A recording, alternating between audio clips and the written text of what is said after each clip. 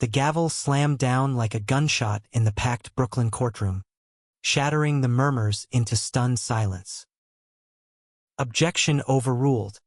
The judge barked, her eyes slicing toward the defense table where Austin Harper sat frozen, his rented tuxedo collar suddenly too tight, choking the air from his lungs. "You may proceed with your vows, Mr. Ellis, but God help you if this turns into another circus." Justin Ellis gripped the edge of the wooden podium, his knuckles whitening against the polished oak, as the first snicker rippled through the back rows like a venomous whisper. He'd known this day would bleed hell. He'd scripted half the scars himself, but nothing prepared him for the raw ache of loving a ghost in a borrowed suit, a man whose heart still echoed with the name of someone long buried. In that electric hush, Austin's gaze locked onto Justin's, a storm of unspoken apologies brewing behind hazel eyes that had seen too many funerals, too few weddings. The room held its breath, waiting for the rented dad to crack, for the fairy tale to curdle into the tragedy it had always been.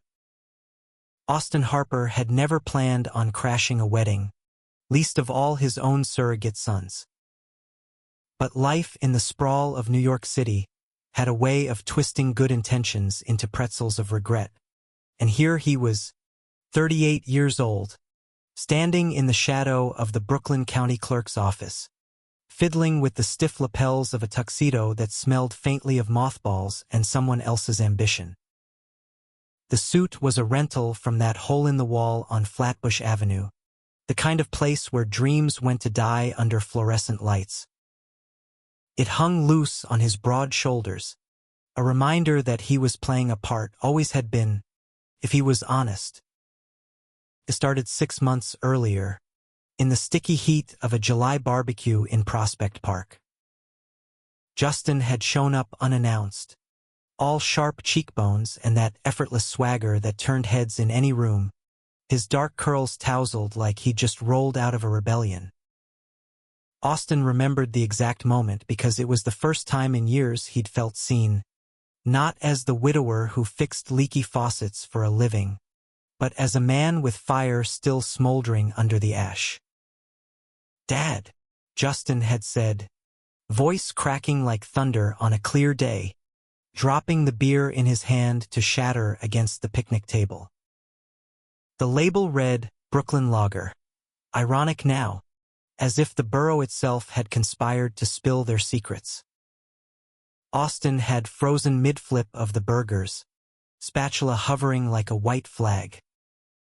"Justin, what the hell are you doing here?" The kid, no, the man now, 25 and built like he'd bench-pressed his way through law school, had crossed the grass in 3 strides, enveloping Austin in a hug that smelled of citrus cologne and desperation. "I needed to see you. Before everything changes. That word had haunted Austin since the day he'd signed the adoption papers 14 years ago, back when grief was a fresh wound and Justin was a scrawny 11-year-old with eyes too big for his face, orphaned by a car crash that stole his parents, friends of Austin's late husband, Mark,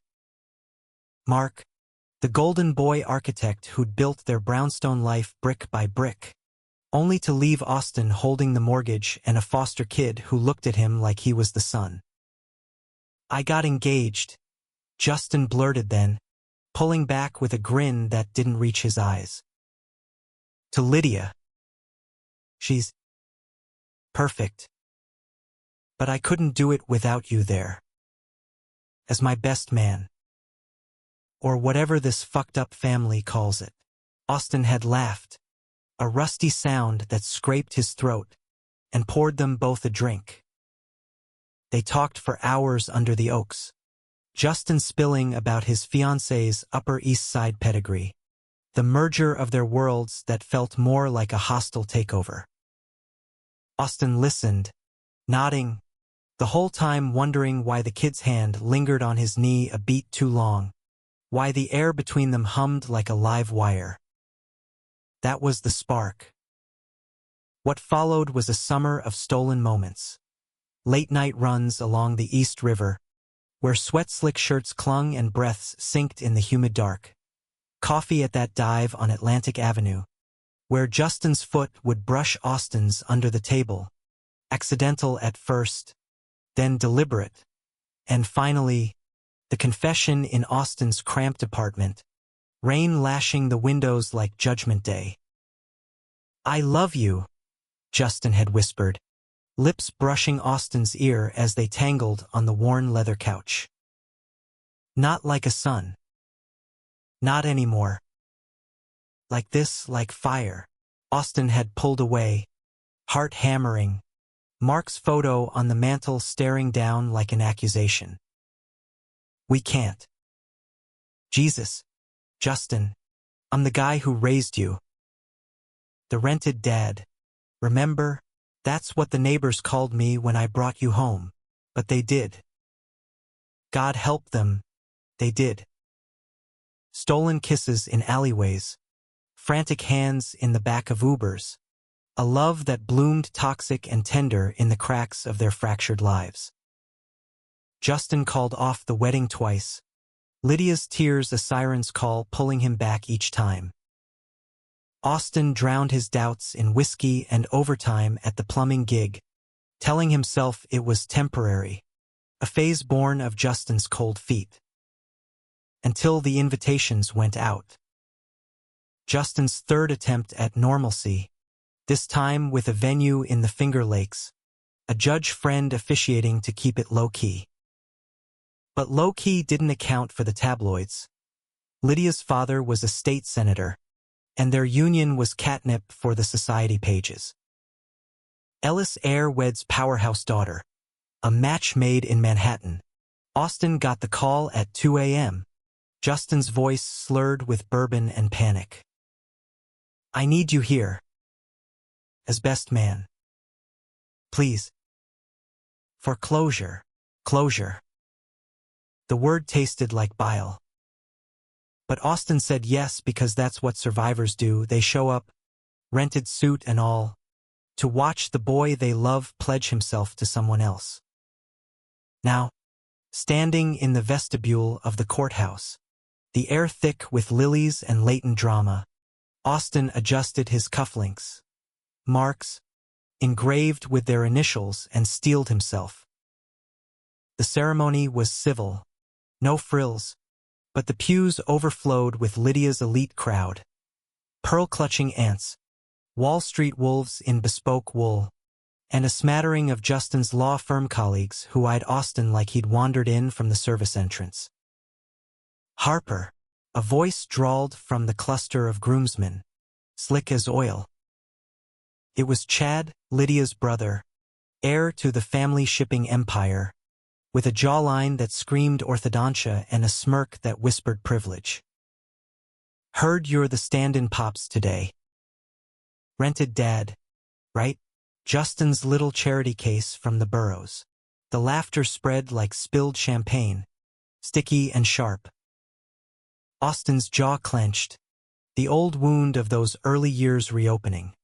The CPS visits, the neighbors' whispers about the confirmed bachelor adopting a troubled teen. Fag's midlife crisis, they'd hissed behind picket fences. He forced a smile, thin as razor wire. "Something like that, Chad. Pays the bills." Justin appeared then, radiant in his tailored black, but his eyes, those storm-gray eyes, flicked to Austin with a hunger that bordered on feral. "Austin," he said, voice low, pulling him aside into the marble hallway. "You look good. Don't." Austin's hand shot up, palm against Justin's chest, feeling the rabbit thump of his heart. "Not here. Not like this." Justin's fingers curled around his wrist, thumb stroking the pulse point. "I can't breathe without you. This whole thing, it's a mistake. Marry me instead." Run away to some cabin in the Adirondacks. Fuck the world.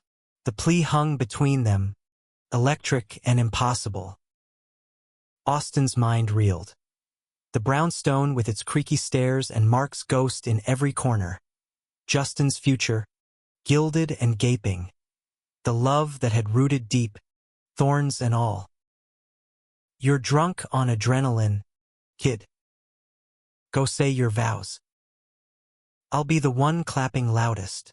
But as Justin walked away, shoulders squared for battle, Austin felt the first crack in his resolve, a fissure that would widen into a chasm by day's end.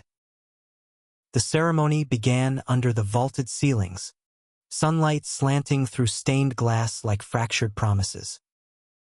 Lydia glided down the aisle in ivory silk, her blonde waves a halo of entitlement, while Justin stood at the altar, reciting lines that sounded rehearsed to death. Austin sat in the front row, designated family, the rented tux itching like guilt.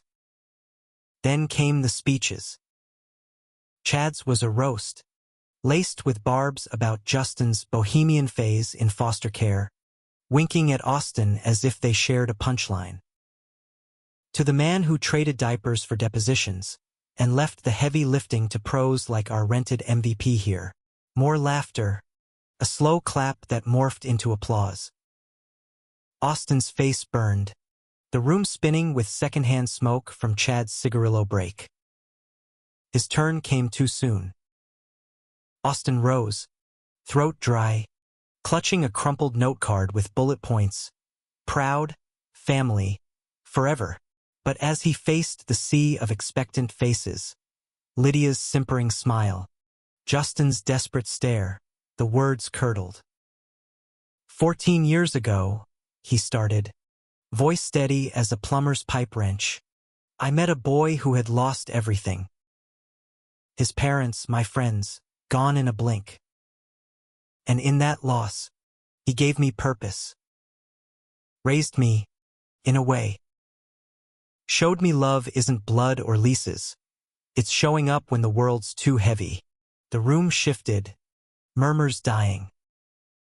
Justin's eyes glistened, fists balled at his sides.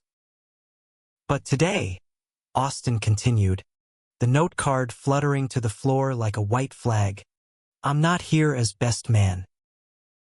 I'm here as the fool who fell in love with his own ghost story. Gasps rippled, Chad's face twisting into a sneer.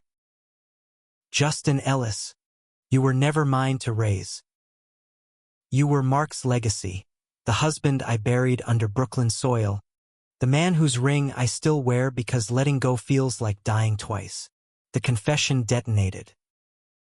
Lydia's hand flew to her mouth, pearl necklace snapping under the pressure.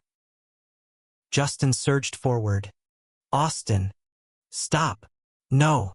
Austin's voice broke, raw as exposed wire. They call me the rented dad because I never fit. The gay widower playing house with a straight kid turned complication. But the truth? Mark didn't just die in that crash. He left a letter. In it, he begged me to love you if you ever needed it, not as a father, but as a man. And I did. God forgive me, I did. Chaos erupted. Chairs scraping, voices overlapping in a cacophony of outrage. Chad lunged. You sick fuck. Ruining my sister's day. But Justin was there first, shoving his brother back, eyes locked on Austin like a lifeline. Enough, Justin roared, the word echoing off the marble like a verdict. He turned to the judge, who sat wide-eyed at the dais. I object to all of this. The wedding's off. Lydia, I'm sorry. She fled then, a blur of silk and sobs, trailed by her coven of bridesmaids. The groomsmen jeered, phones out, capturing the implosion for Instagram infamy. Freak show, one yelled. Rented dad's revenge porn, but Justin didn't care. He grabbed Austin's hand, pulling him through the throng, out into the crisp October air where leaves swirled like confetti from hell. They collapsed against the courthouse steps, breaths ragged, the city pulsing around them indifferent as ever. "You meant it," Justin gasped, forehead pressed to Austin's. "The letter. The love." Austin nodded, tears carving tracks down his stubbled cheeks. "Every word." "But we can't. We can." Justin's kiss was fierce, tasting of salt and salvation, right there on the public stoop as passers-by gawked and honked. "Fuck the rented label. You're my forever. Let's burn it all down." In that moment, with the autumn sun gilding their tangled forms, Austin believed him. But grief, like the Hudson, runs deep and treacherous, and some currents pull you under when you least expect. The fallout hit like a nor'easter, winds howling through Austin's voicemail and Justin's inbox by nightfall. Lydia's father, Senator Hargrove, wasted no time. A blistering email to Justin's firm, CCING, the managing partners, decrying the degenerate display that had tarnished the Ellis name. Chad followed up with a fist to Justin's jaw outside a dive bar on Smith Street that evening, the crack of bone echoing like the gavel from earlier. "You think you can just queer up my family and walk?" Chad snarled, blood blooming on his knuckles as Justin spat crimson onto the sidewalk. Austin waded in then, hauling the senator's son off with a plumber's grip honed from wrestling rusted pipes. "Touch him again," Austin growled, voice low and lethal, "and I'll flood your penthouse with regret." Chad laughed, wiping his hand on Justin's shirt. "Rented reject. Stay in the gutter where you belong." He sauntered off into the night, Uber idling like a getaway car, leaving the two men bruised and breathless under the sodium glow. Justin winced, probing his swelling lip. "Worth it. Every punch." Austin steered him home, to the brownstone on Dean Street, its Victorian bones creaking under the weight of history. The place hadn't changed since Mark. Exposed brick walls lined with blueprints of unbuilt dreams, a kitchen island scarred from lazy Sunday brunches. Justin had crashed here often during law school, studying that devolved into all-nighters of takeout and tangled sheets. Now, as Austin iced Justin's face in the dim lamplight, the familiarity felt like a noose. "We need to talk," Austin said, settling on the couch with a sigh that carried decades. It's not just scandal fodder. It's dynamite. Your career. My sanity." Justin's hand found his thigh, warm and insistent. "Sanity's overrated. I called it off for good this time. Lydia's already lawyering up for the ring return. And the firm? Fuck him. I'll pivot to pro bono. Defend guys like you, widowed queers fighting the system." Austin's laugh was bitter, edged with the scotch he poured neat. "Guys like me? Broken, burying secrets in backyards? You deserve ballrooms, Justin. Not basements." The argument simmered into the witching hour, voices rising like steam from the radiator. Justin accused Austin of self-sabotage, of clinging to Mark's ghost like a life raft in a drought. Austin fired back that Justin was chasing chaos, mistaking lust for liberation. By 3 a.m., words turned to wounds. "You raised me to be better than this half-life," Justin hurled. Or was that just another rental gig? Austin recoiled as if slapped, the scotch glass shattering in his fist. Blood welled, mixing with tears. "I raised you to survive. not to drag me into your rebellion. Silence fell, heavy as the dust motes in the moonlight. Justin bandaged Austin's hand with trembling fingers, their touches lingering, apologies woven into every wrap. They made love then, slow and sorrowful, bodies mapping the fault lines of their bond, Justin's lithe frame arching under Austin's calloused palms, breaths mingling in pleas for forgiveness. Dawn crept in gray and unforgiving, carrying the first barbs of public scorn. Austin's phone buzzed with a text from his sister in Philly. Saw the clip. Tabloids calling it Groom's Gay Awakening. You okay? Then the ex posts, endless scrolls of mockery. Rented dad revenge trending. Memes of Austin in the tux captioned, when your sugar daddy crashes the straight wedding. One viral thread dissected the creepy foster vibes, complete with armchair psychology on predatory grooming. Justin fared worse. His firm's HR summoned him for an emergency meeting, suspension pending investigation into conduct unbecoming. Classmates from Columbia Law piled on in group chats leaked to the press. Always knew Ellis was closeted trash. Thanks for the tea. Daddy issues. They barricaded the brownstone, ordering Thai from the spot on Court Street that knew their orders by heart. Pad CEW for Austin. Green curry extra spicy for Justin. Curled on the couch under Mark's old Afghan, they binge-watched old rom-coms, laughing through the ache at scenes of improbable happily ever afters. See, Justin murmured, nuzzling Austin's neck. We could be like them. Messy, but real. But reality intruded 2 days later, in the form of a certified letter slipped under the door. Senator Hargrove's legal salvo, a defamation suit against Austin for intentional infliction of emotional distress, seeking damages that would bankrupt him thrice over. Your baseless accusations regarding my late associate, Mr. Ellis Sr., have irreparably harmed my daughter's reputation. It read, twisting Mark's letter into libelous fantasy. Justin's blood boiled. They're bluffing. We fight it. I'll represent you. You? Disbarred before breakfast. Austin crumpled the paper, veins throbbing in his temples. No. We end this quietly. You go back, apologize, marry the girl if you have to. I'll fade out, back to fixing sinks and fading photos. Justin's face crumpled, fury flashing to fear.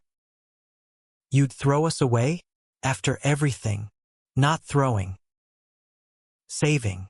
Austin's voice cracked, the weight of 40 years pressing down. I lost Mark to a semi on the Van Wyck. Watched Justin Sr.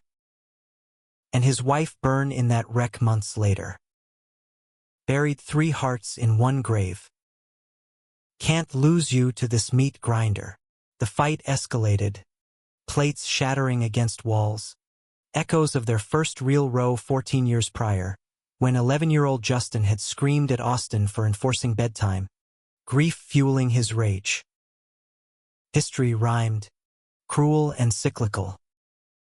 Justin stormed out into the drizzle, slamming the door that rattled the foundation. Austin sank to the floor, shards glinting like accusations. He pulled Mark's letter from its hiding spot in the wall safe, a yellowed envelope, ink faded but words eternal. If the worst happens, love our boy like I loved you. No half measures. He's family, Austin. Make us whole, whole. The word mocked him now, as solitary as the ring on his finger. Hours blurred into a vigil, Austin pacing the creaky floors, phone clutched like a talisman. Justin returned at midnight, soaked and shivering, not from rain but sobs. I drove to the cemetery, he confessed, collapsing into Austin's arms. "Talk to them, Mark. My folks. Told 'em I'm sorry for breaking the mold. But I can't pretend anymore. Not with you." They held each other through the night, whispers weaving a fragile truce. Come morning, Justin drafted a counter letter, fierce and unyielding, vowing to expose the Hargroves' own skeletons, offshore accounts, whispered affairs. "We're in this," he said, sealing the envelope with a kiss. "Till the judge or the grave." But as they stepped out for coffee, paparazzi flashes blinded them like gunfire. "Rented dad. Over here," one yelled, lens zooming on their linked hands. The gauntlet had only begun, and in the heart of America's melting pot, love like theirs was both magnet and minefield. Weeks bled into a siege. Austin's plumbing jobs dried up, clients canceling with polite regrets about family values. Justin's suspension stretched, whispers of disbarment circling like vultures. They found solace in small rebellions. Midnight picnics in the park, where Justin sketched architectural dreams on napkins, Austin adding plumbing schematics with a grin. Drives upstate to apple orchards, where cider tasted like stolen youth and hands wandered under flannel shirts. Yet the controversy festered. A podcast dissected their toxic dynamic, guests debating if Austin was predator or pioneer. Protests erupted outside the courthouse, LGBTQ plus allies chanting, "Love is love," countered by Hargrove-funded picketers waving signs. "Protect our kids from groomers." Justin thrived on the fire, organizing counter-rallies, his lawyer's eloquence turning scorn to solidarity. Austin, though, withered in the glare, nights haunted by dreams of Mark's crash, tires screeching, metal twisting, a boy's scream swallowed by sirens. One evening, as snow dusted the stoop, Justin knelt by the fireplace, pulling a velvet box from his coat. "Marry me. For real this time." In Vermont, quiet, queer, ours. Austin's heart stuttered, the ring glinting like a dare. And the suits? The slurs? "Fuck him." Justin's grin was defiant, dimples deepening. "We're the story now. Let's write the ending." Against every instinct screaming caution, Austin said yes. They planned in whispers. Elopement by spring, a life rebuilt from rubble. But betrayal lurked in the shadows, a knife sharpened by blood ties and buried grudges. Spring arrived in Brooklyn like a reluctant apology. Cherry blossoms unfurling pink against the gray tenements, but the chill in the air lingered, mirroring the frost between Justin and his estranged kin. The Hargrove suit dragged on, discovery phase unearthly, depositions peeling back layers of their lives like onion skins. Austin's widowhood dissected for instability, Justin's childhood probed for trauma bonds. Senator Hargrove's star witness emerged from the woodwork. Elena Vasquez, Austin's ex from college days, a fiery Latina artist who'd ghosted him after Mark entered the picture. Now, coaching under Hargrove's payroll, she testified via Zoom from her LA loft, voice dripping venom. Austin always collected strays, puppies, projects. Justin was just the prettiest one. The courtroom, now a federal beast in Manhattan, escalated by the senator's pull, erupted in sidebar whispers. Justin, seated beside Austin, squeezed his knee under the table, a silent anchor. But Austin felt the betrayal like acid. Elena's words confirming every doubt he'd harbored. Was he savior or scavenger? After hours, in the dim echo of the emptying halls, Justin cornered the bailiff for copies of the filings. "This stinks," he muttered, scanning pages under the fluorescent buzz. Vasquez's travel receipts, flights courtesy of Hargrove Pack. She's bought. Austin rubbed his temples. The rented suit from the wedding long discarded, replaced by his work flannel that smelled of solder and sweat. Doesn't matter. Truth wins, right? But truth was slippery as the Gowanus Canal. That night, over Low Main in the brownstone, Justin's phone lit up with a text from an unknown number. Lydia. Meet me. Alone. The old spot. 9 p.m. No games. The old spot was the rooftop bar at the Standard, where Justin had proposed to her under string lights 2 engagements ago. Austin's gut twisted. Don't go. It's a trap. Or closure. Justin's eyes pleaded, the lawyer in him craving resolution. I owe her that much. Austin relented, but tailed him anyway, cab to the High Line, heart pounding as he watched from shadows. Justin arrived, windswept and wary, Lydia waiting at a corner table, her once radiant glow dimmed to ashen elegance. You destroyed us, she said, voice a scalpel as Justin slid into the seat. From his vantage, Austin strained to hear over the jazz trio's mournful sax. Not us, LYD. You and me, we were never real. Justin's tone was gentle, but firm. It was armor. Against this, he gestured vaguely, encompassing the unspoken.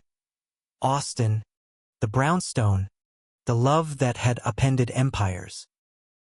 Lydia's laugh was hollow, tears carving mascara rivers. Armor, tri-cage.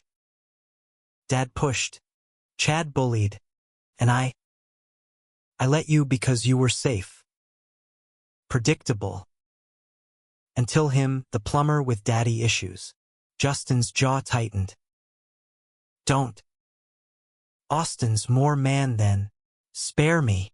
She slid a flash drive across the table, sleek as a stiletto.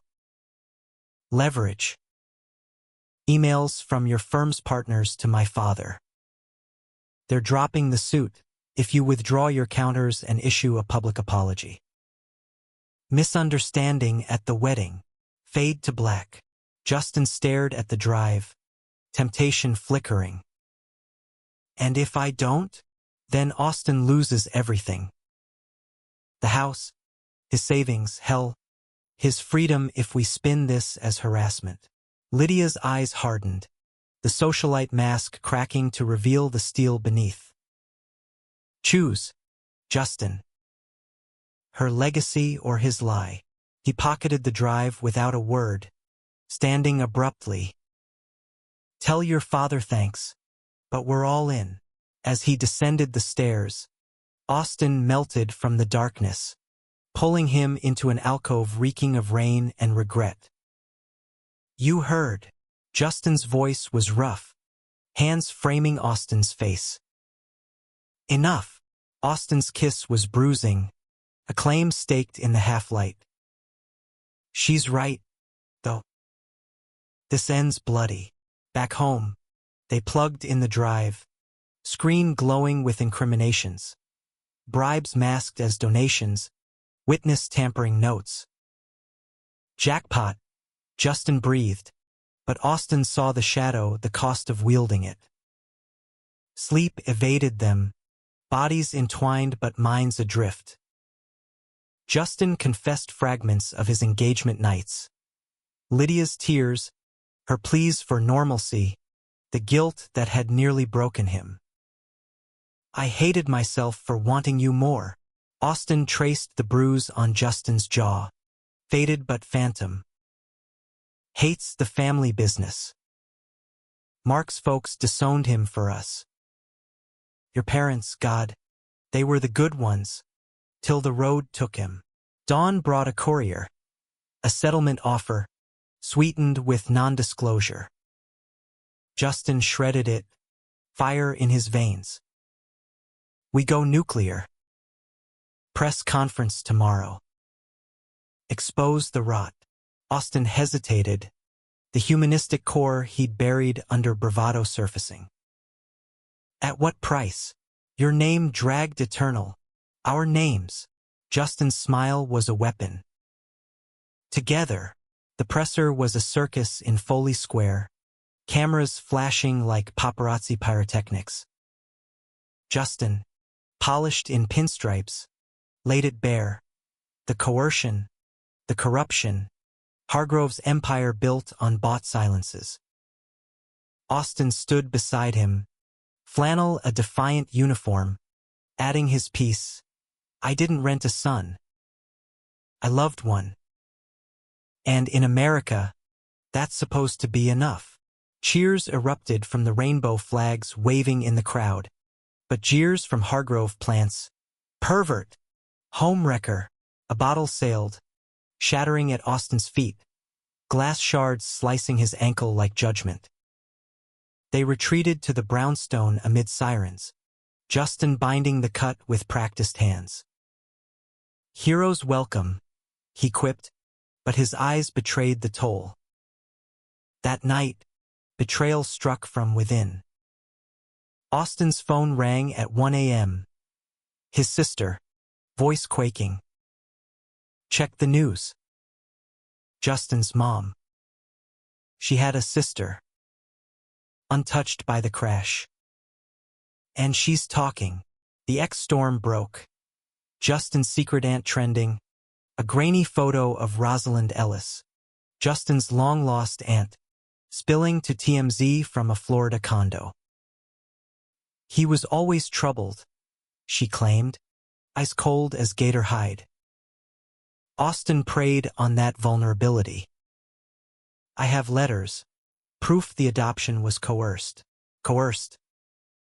The word ignited Austin's veins. Those letters, penned in grief's fog, begging Rosalind to take Justin.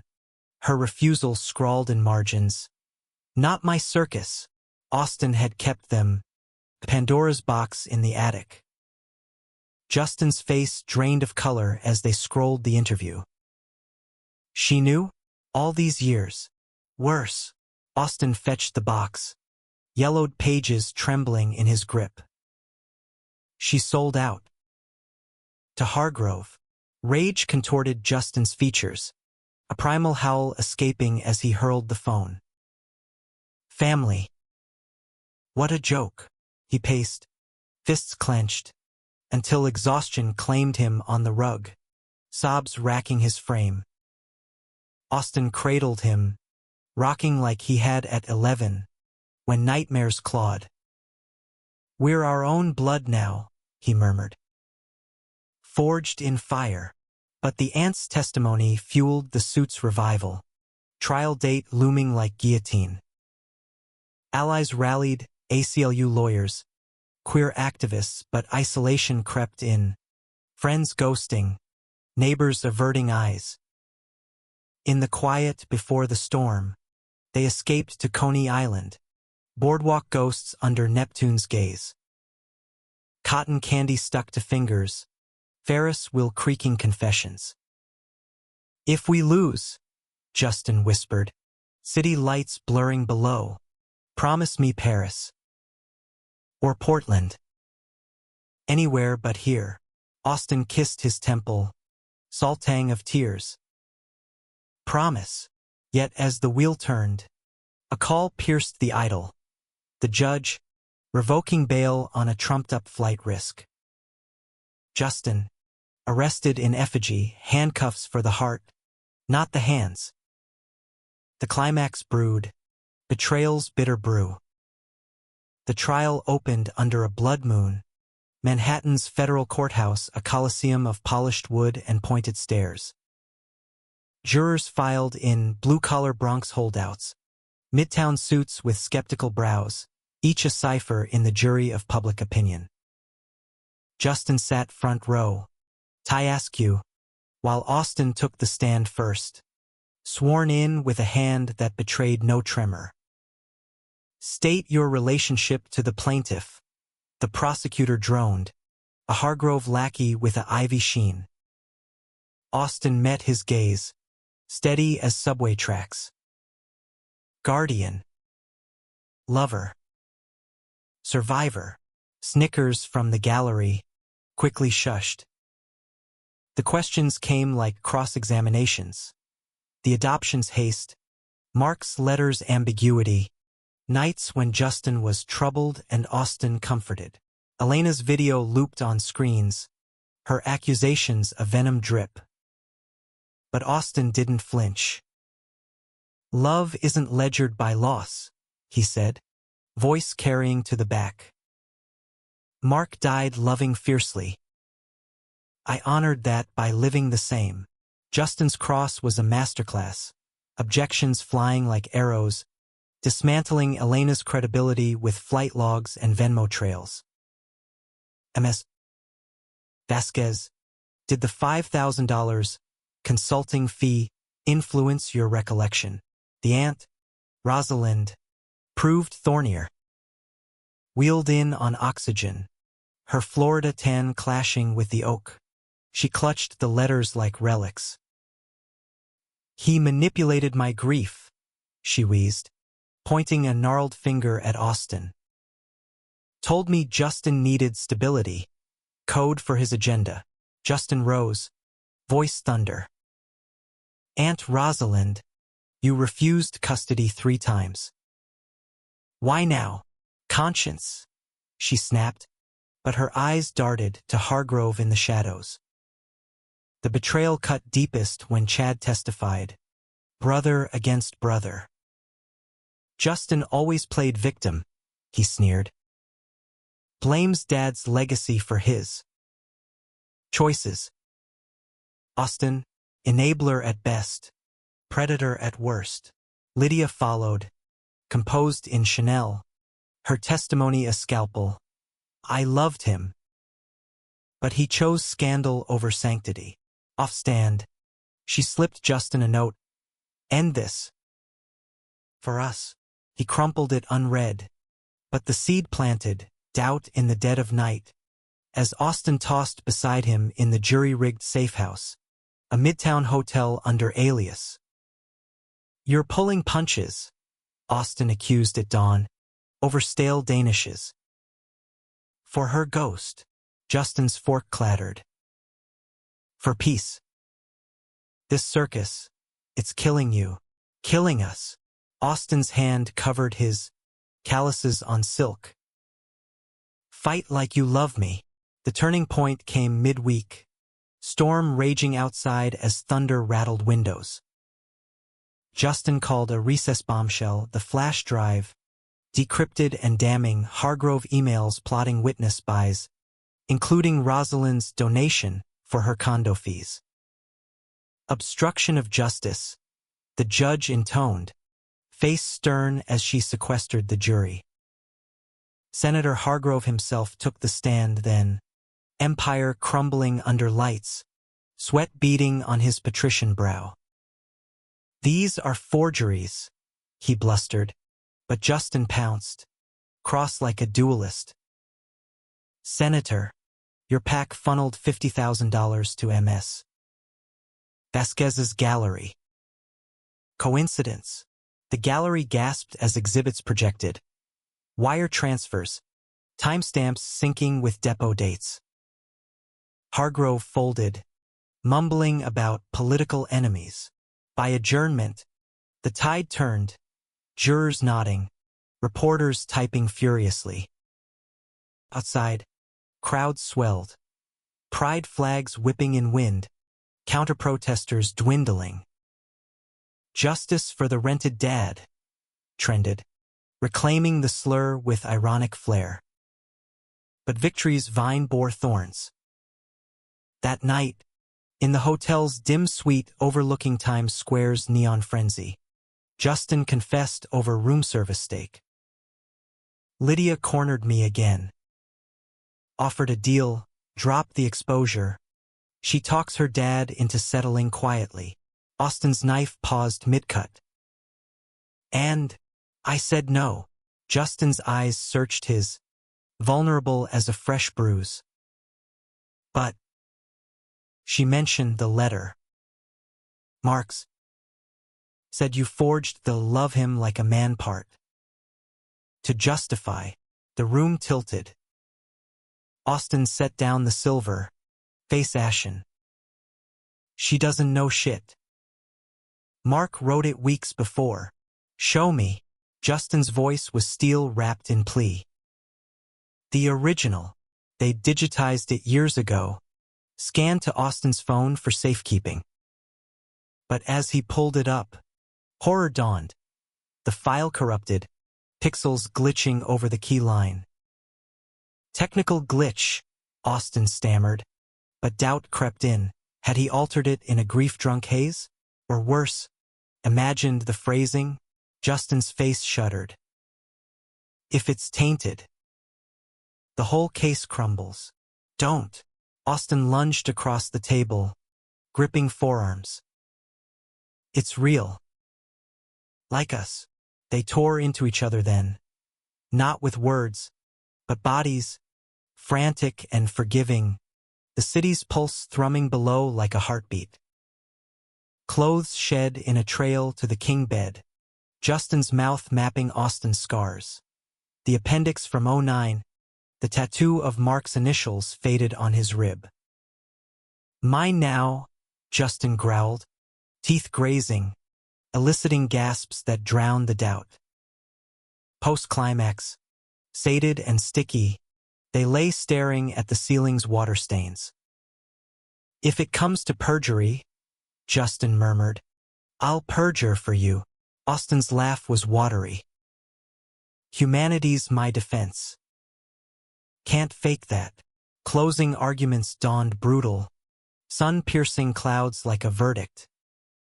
The prosecutor painted Austin as opportunist, a wolf in widower's clothing. Justin countered with poetry. This isn't about labels. Rented, adopted, forbidden. It's America. The right to love without ledger. To grieve without greed. The jury deliberated 3 days, Brooklyn holding breath. Austin and Justin holed up in the brownstone, finally cleared, baking cookies from Mark's recipe, oatmeal raisin, burnt edges and all. For luck, Austin said, feeding Justin a bite, sugar-dusting lips kissed clean. On day 4, the call came, not guilty. Dismissed with prejudice. The gavel fell like grace. Hargrove's empire indicted hours later on federal charges. Elation exploded. Hugs in the hallway, tears streaming as reporters surged. You did it, Austin roared, lifting Justin off his feet, spin like a victory lap. But in the chaos, betrayal's echo, Rosalind, dying in her condo, a final letter couriered, apology scrawled in shaky hand, forgive the fear. Love him well, too late, but cathartic. Lydia's parting gift arrived via messenger. The flash drive, wiped clean, with a note, clean slate. Be happy, yet the triumph soured subtly. Justin's firm reinstated him, with a corner office, but whispers lingered. Austin's jobs trickled back, but clients eyed him wary. And in quiet moments, the glitch haunted. Had Mark truly urged that boundary-blurring love? They pushed forward, wedding plans solidifying, Vermont barn, June bloom. But controversy's wake stirred undercurrents, pulling at seams. June's verdure cloaked the Vermont hills in emerald promise. The barn a weathered cathedral of beams and wildflowers, strung with Edison bulbs that twinkled like stars reclaimed. 50 guests, queer kin from Austin's bowling league, Justin's pro bono ments, a smattering of reconciled allies, gathered under the rafters, air scented with hay and hope. No senators, no slurs, just love, distilled and defiant. Austin waited at the altar. No rental this time, Mark's old linen suit, tailored to fit the man he'd become. Heart hammering, he scanned the aisle as strings swelled. A queer quartet playing at last. Etta James reimagined with violin fire. Justin appeared then, resplendent in cream linen, curls tamed but eyes wild. His walk was unhurried, each step a reclamation, from orphan boy to architect of his fate. Behind him, a flower girl, Mia, Justin's young cousin, spared the family fray by borders and bloodlines. Vows exchanged were raw verse. Justin's, "You weren't rented, you were revelation. Teaching me home is hands held in storms." Austin's, "Throat tight, I feared I'd break you. Instead, you mended me, brick by beating heart." Rings slid on, simple gold, engraved whole, sealing promises amid cheers and confetti. The kiss ignited, deep and unapologetic, drawing whoops that shook the beams. Toasts followed, toasts to Mark's ghost, now benevolent, to the aunt's late grace, to Lydia's distant well wishes. A card tucked in the program, "Build better," but the idol fractured at the reception, under lantern glow and craft cider flow. A guest, well-meaning activist from the rally, pulled Justin aside, phone in hand. Viral again. Your speech from the wedding remixed with trial clips.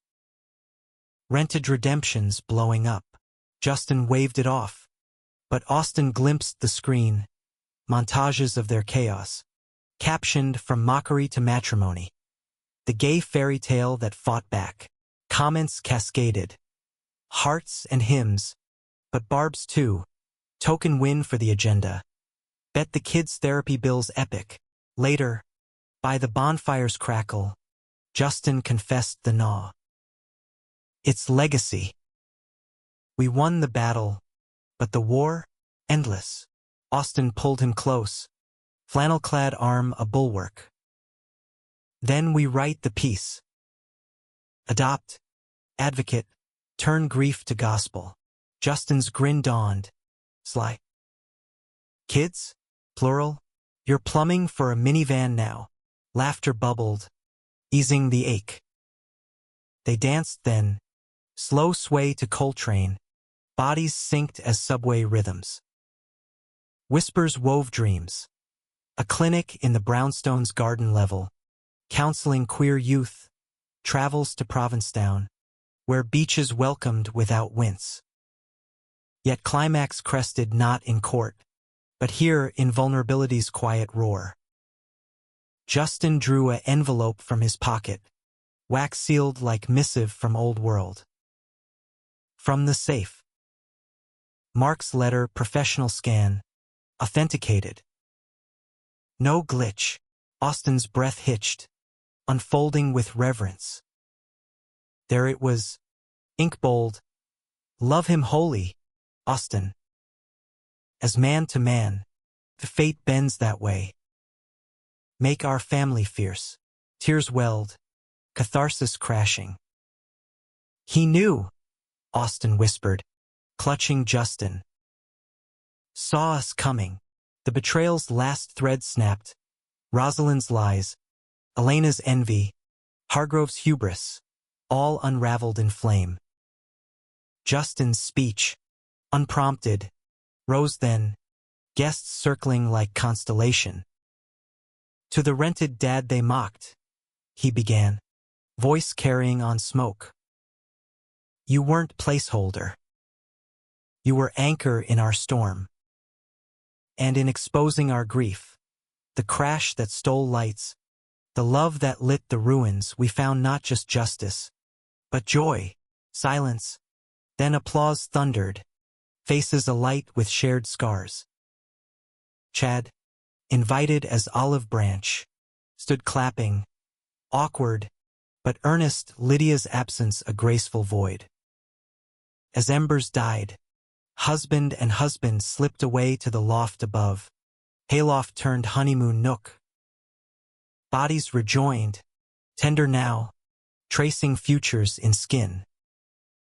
Humanity, Austin murmured against Justin's pulse, isn't happy endings. It's holding through the hurt. Justin arched, gasp a vow. Then hold me. Forever. Months later, Brooklyn bloomed anew. The brownstone hosted its first support circle, widowers, adoptees, lovers late bloomed, laughter mingling with laments. Austin fixed pipes by day, hearts by night. Justin litigated for the marginalized, homecomings holy. Scars lingered, ex-trolls sporadic, job hunts jagged, but they were tapestry now, threads of controversy woven into resilience. One evening, under the same oaks of that fateful barbecue, Justin knelt again, not proposal, but promise. Ready for the chaos? He asked, ultrasound photo in hand. Fostered, first of many. Austin pulled him up, kiss ceiling. Born for it, in America's vast, vexed heart, their story echoed, not as controversy's casualty, but humanism's hymn, love, controversial and conquering, grief's grave-turned garden. Mocked once, now myth, two men, one family, unrented, unbound.